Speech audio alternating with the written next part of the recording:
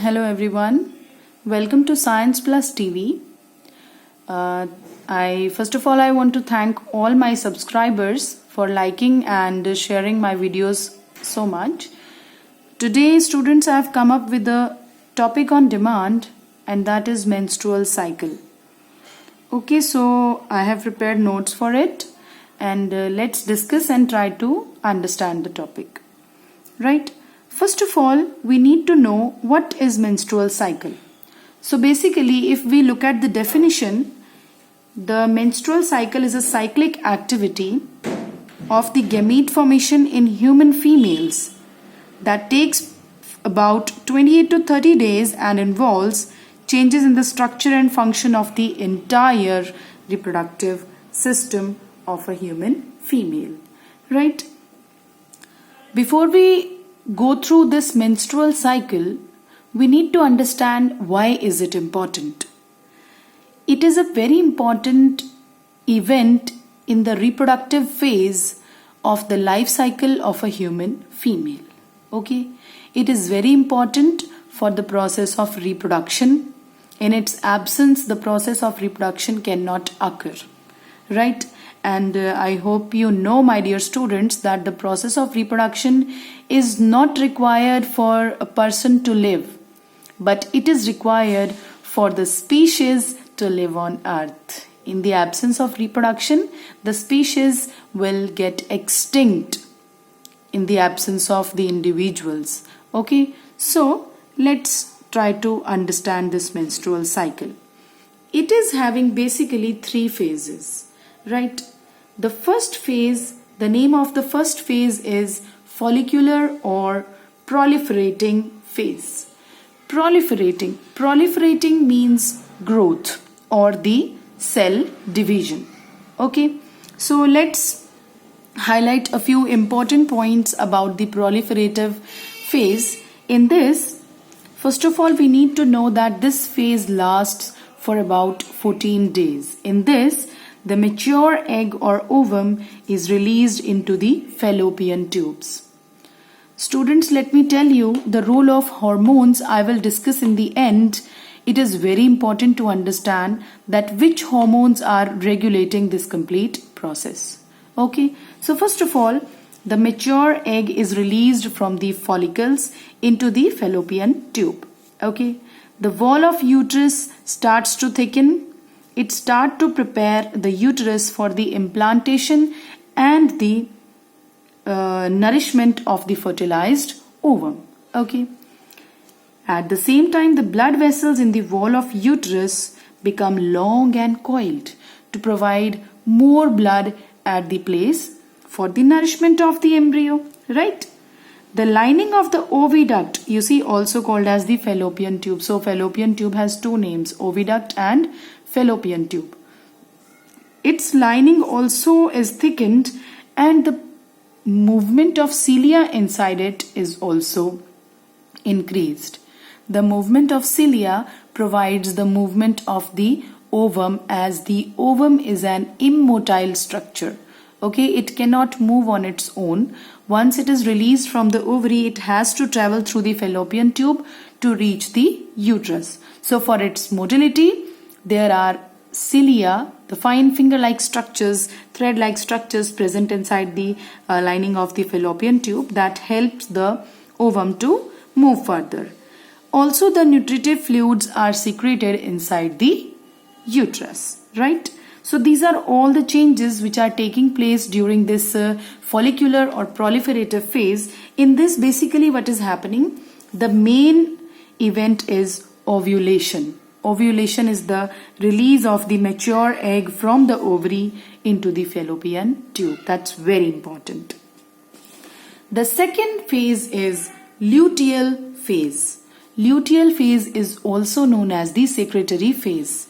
Okay, it lasts for about 10 days. Now let's find out what happens during this.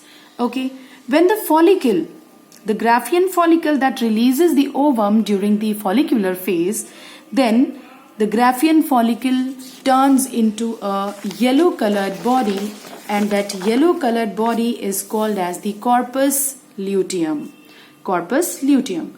Because in this phase, during this particular phase, the corpus luteum is formed. That's why it is known as the luteal phase.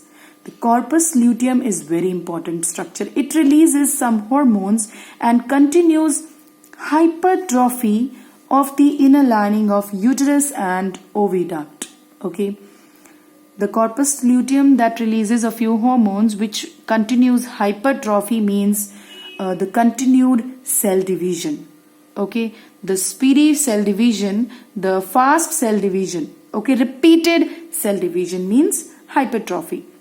So these cell divisions continue in the inner lining of the uterus and oviduct.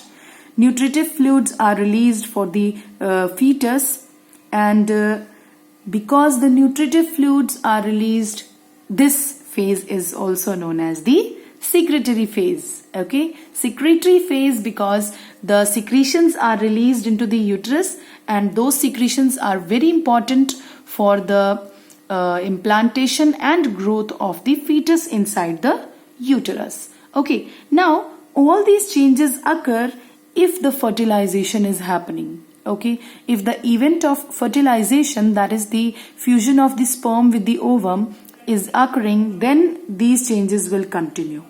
Now, what will happen if the fertilization does not occur? Because you see, fertilization does not take place every time, right? So that's a separate process. So in the absence of fertilization, what will happen? Let's find out. So that leads to the third phase, which is called as the menstrual or bleeding phase. Okay. Now this lasts for about 4 to 5 days. As I told you, 14 days of the first proliferative phase, 10 days of the secretory phase, and 4 days of the bleeding phase. This total becomes 28 days. That I told you in the beginning that this cycle lasts for about 28 days in the females at the age of adolescence, after puberty. Okay. Now, if no fertilization occurs, autolysis of the ovum takes place. The ovum that is released from the ovary that autolyzes itself. Autolyzes means it breaks itself. Okay, it suicides itself. The corpus luteum also degenerates. The uterine lining also dies. Okay. Now, I will let you know in the end why these all things are dying. Okay, it is all hormonal process. It is under the control of the hormones that I'll let you know separately. Blood vessels also rupture, that causes bleeding. Lining of the fallopian tube also shed off. This cast of uterine and fallopian tube tissues, blood from the ruptured blood vessels, and all the tissue fluid passes out of the body through the vaginal opening. This process is called as the menstrual flow, menstruation. Okay, in other terms, it is also known as the weeping of uterus for the ruptured ovum, or it is also known to be the funeral of the unfertilized egg. Okay, so that was all about the 3 phases of menstrual cycle. Let's put some light on the role of hormones in this process. It's very important, students. We need to understand. We have studied about the hormones. We have studied about the endocrine system. So we need to know which hormones are regulating this complete process. So let's find out. First of all, at the age of puberty in females, the pituitary gland, the anterior lobe in fact, the anterior lobe of the pituitary gland that releases follicle stimulating hormones.